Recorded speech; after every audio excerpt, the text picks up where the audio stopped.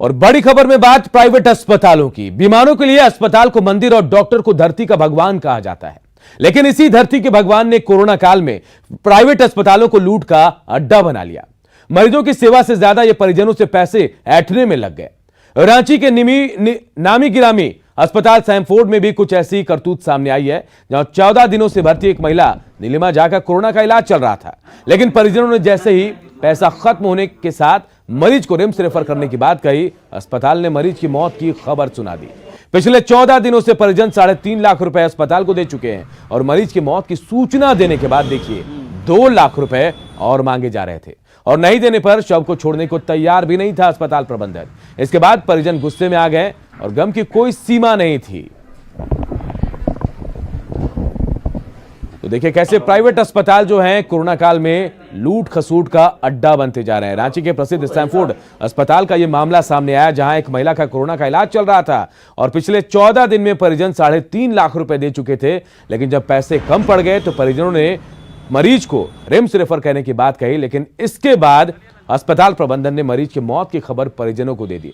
हालांकि मामला यही ठंडा नहीं हुआ, इसके बाद भी 2 लाख रुपए मांगे गए और कहा गया कि पैसे देंगे तब शव को छोड़ा जाएगा। हालांकि इसके बाद पुलिस पहुंची और प्रशासन की मदद से शव को यहां से परिजनों को सौंपा गया। हमको शक है कि इसको पहले मार दिया गया था, पैसा हटाने के लिए यहाँ पर रखा हुआ था इतना दिन से। मरे हुए मरीज को ही रखा हुआ था। क्या कारण है कि आज हम बोले कि 2 बजे हम अभी 12 बजे ले जाएंगे इसको रिम्स में। रिम्स का सर पर्ची है मेरे पास कि हम रिम्स से पर्ची कटवा के आए। झूठ लग रहा है सर। देखिए रिम्स का पर्ची कब कटा हुआ है, फोन किए उसको, दैनिक भास्कर वाले लगे हुए थे। देखिए सर रिम्स का पर्ची काटा हुआ। जब उनको ये बोले कि सर हम पर्ची कटा लिए हैं, उसके बाद वहां से फोन करते आधा घंटा में कि मर गया। आप ही बताइए सर, जब ये पर्ची कटने के बाद आधा घंटा बाद हमको फोन आया, टाइम देख लीजिए सर, ये टाइम देखिए। मैं इनका बेटा हूँ छोटा, ये मेरी माँ, इसको मार दिया गया है सर पैसा हटाने के लिए। हम लोग 1 रुपया भी नहीं देंगे, इतना पैसा खर्च कर दिए, कोरोना अभी तक नहीं गया। क्या कारण है? रखना है लाश रखे, हम लोग नहीं लेंगे। ये अचानक हुआ क्या, तो मेरे पास पैसा नहीं था। मैंने इनको बोला था जो मैं रिम्स जा रहा हूँ क्योंकि मेरे पास पैसा नहीं है। दिन में सुबह में बोले था मैंने इनको आप हिसाब किताब करके रखिए, हम शाम में लेकर चले जाएंगे रिम्स। और दोपहर में 12 बजे के आसपास हमको बोले जो आप कार्डियक अरेस्ट हो गया, समाप्त हो गई।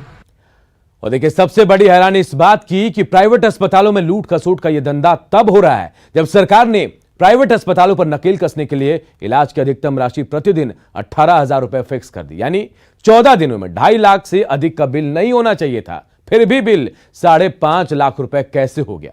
हालांकि परिजनों के विरोध और प्रशासन के हस्तक्षेप के बाद अस्पताल ने शव को अंतिम संस्कार के लिए दे तो दिया, लेकिन 2.5 लाख की जगह 5.5 लाख का बिल थमाने पर सैमफोर्ड अस्पताल प्रबंधन की अपनी ही दलील है। ज्यादा बिल की वजह जो है मल्टी ऑर्गन फेल्योर बताया जा रहा है। ये प्लेन केस तो था नहीं, ये खाली लंग्स ही इन्वॉल्व था, बाकी ऑर्गन भी डैमेज हो गए थे। तो अब सब चीज़ का इलाज हम लोग को करना पड़ा, तो इस वजह से थोड़ा बिल ज़्यादा जाएगा नेचुरली। और हमें तो इनको मदद करने के लिए हम लोग तैयार हैं, हमें कोई उसमें ऑब्जेक्शन नहीं है। तो डेड बॉडी को कब तक रखिएगा सर अपने पास? जब ले जाएं वो छोड़ देंगे। ये हमारे पास ऑर्डर हो गया, हमने गवर्नमेंट को इंटीमेशन हो गया, वहाँ से क्लियरेंस मिल गया, we will release the body. Corona patient positive body को हम लोग रोक ही नहीं सकते हैं। वो हम लोगों ने गवर्नमेंट को भी इंटीमेट कर दिया, वहां से भी इंफॉर्मेशन आ गया कि आप बॉडी को मुक्तिधाम भेज दीजिए। फिर इन्हें कांटेक्ट करने की कोशिश की गई, 15 बार कम से कम इनको कांटेक्ट किया गया, बट ये तो आया ही नहीं, इन्होंने बात भी नहीं किया। पैसा की तो पहली बार मैं बात सुन रहा हूँ, बट पैसा की बात तो इन्होंने कभी किया ही नहीं कि पैसा के कारण बॉडी को। और देखिए रांची में लूट का अड्डा बने प्राइवेट अस्पताल सैमफोर्ड की करतूत पर अब कई सवाल खड़े हो रहे हैं। सवाल ये कि क्या 14 दिनों तक डॉक्टर जो है वो सिर्फ झूठ बोलते रहे? कई सवाल हैं, इन सवालों का जवाब लेना भी बेहद जरूरी है, क्योंकि लूट खसूट का अड्डा बन गए हैं प्राइवेट हॉस्पिटल।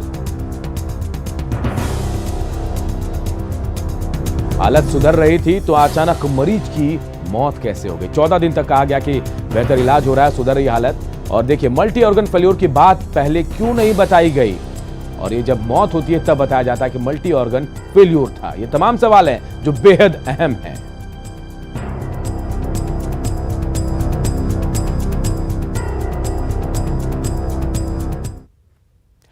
जमशेदपुर स्थित एमजीएम अस्पताल में एक बार फिर डॉक्टरों पर बड़ी लापरवाही सामने आई है।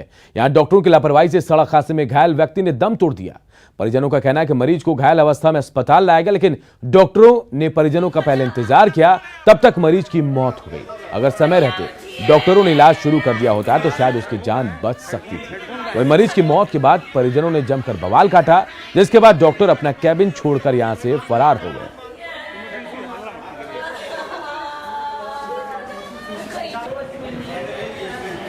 पानी मांगे, पानी लोग नहीं दिया। वो मेरी गोतनी का पेट में दर्द था, दवाई तक नहीं ला के दिया। एकदम बहुत स्लो काम होता है यहाँ का। क्या हुआ यहाँ पे जब उनको लेकर हम आए थे, हम तो नहीं जाने कब आए। हम आए तो देखे ऐसी पड़े हुए, थोड़ा सा तो डॉक्टर लोग चेक कर सकते थे ना।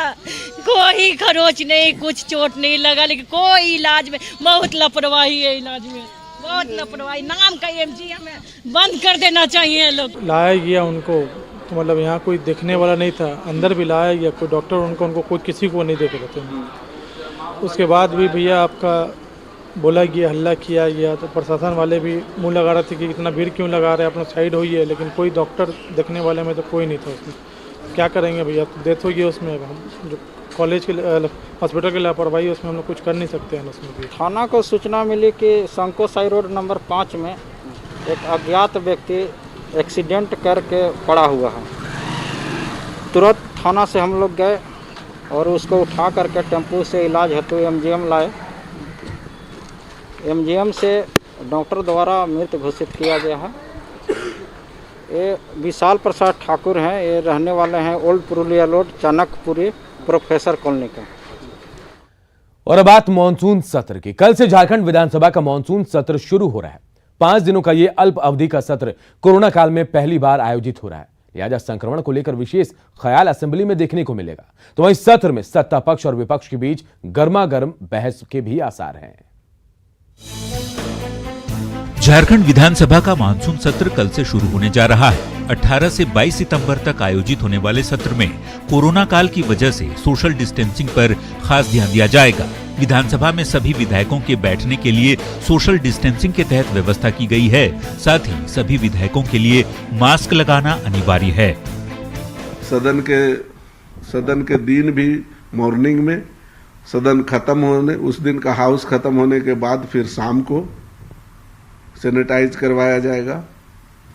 दूसरा, आप लोग देखा होगा बाहर में हमारा कैंप लगा हुआ है, मेडिकल टीम आई हुई है हेल्थ डिपार्टमेंट से, और जो कर्मचारी और माननीय सदस्य लोग कोविड का जांच वहां कराने हैं। कोरोना काल में पहली बार आयोजित हो रहे विधानसभा का सत्र कई मायनों में अहम होगा। झारखंड विधानसभा के इस सत्र में जहां सरकार पहले ही दिन 18 सितंबर को सदन में अनुपूरक बजट लाने की तैयारी कर रही है, तो वहीं 19 और 20 सितंबर को सदन में अवकाश रहेगा। 21 सितंबर को प्रश्नकाल और अनुपूरक बजट पर चर्चा की जाएगी। अल्प अवधि में हो रही सदन में गर्मागर्म बहस होने की उम्मीद है। बात नेता प्रतिपक्ष के मुद्दे की हो या कोरोना संक्रमण की, सभी मुद्दों पर सदन में सवाल उठेंगे।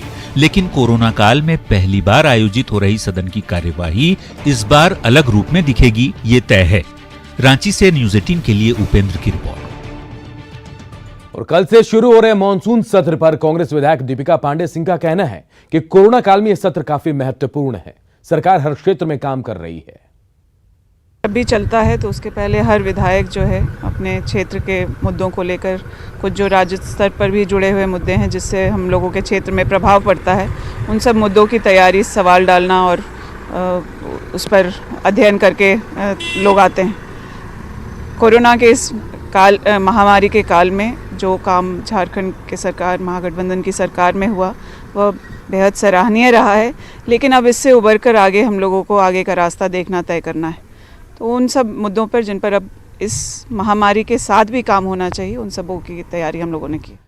देखिए, मानसून सत्र से पहले कल बीजेपी ने अहम बैठक बुलाई है, जिसमें विधानसभा के मानसून सत्र को लेकर बीजेपी अपनी रणनीति बनाएगी। बीजेपी विधायक सीपी सिंह ने कहा कि 2 दिनों के सत्र को लेकर बाबूलाल मरांडी की अध्यक्षता में होने वाली बैठक में मुद्दे तय किए जाएंगे। वहीं उन्होंने बाबूलाल मरांडी को नेता प्रतिपक्ष के रूप में मान्यता देने के सवाल पर कहा कि इसका फैसला कल ही लिया जाएगा।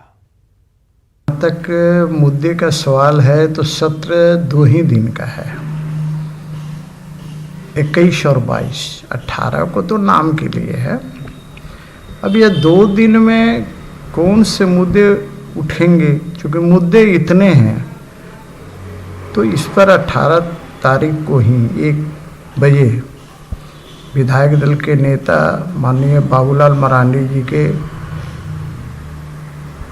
कार्यालय में विधायक दल की बैठक है और फिर मुद्दे वहीं तय होंगे कि हमें इस 2 दिन का उपयोग सदुपयोग कैसे करना है।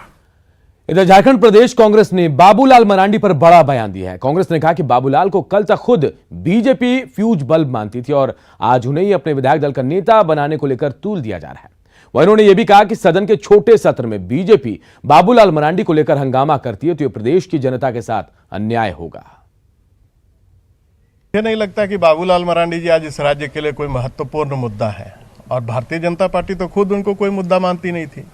वो तो पहले से ही लगातार उनको फ्यूज बल्ब बताते रही है। ये अलग बात है कि आज उन्हीं के भरोसे पूरे राज्य में रोशनी करने का जो उनका इच्छा हो गई है, अब ये आने वाला वक्त बताएगा।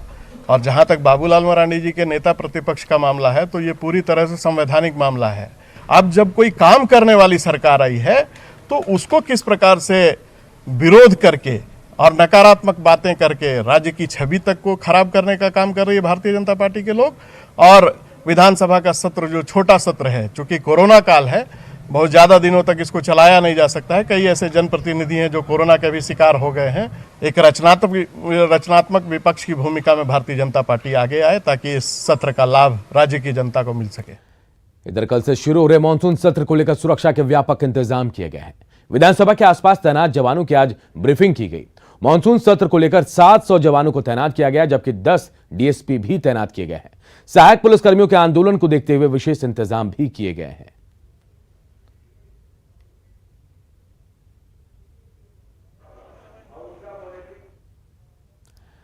और इस बुलेटिन में इतना ही, लेकिन खबरें लगातार जारी है। देखते रहिए न्यूज़ 18 बिहार झारखंड।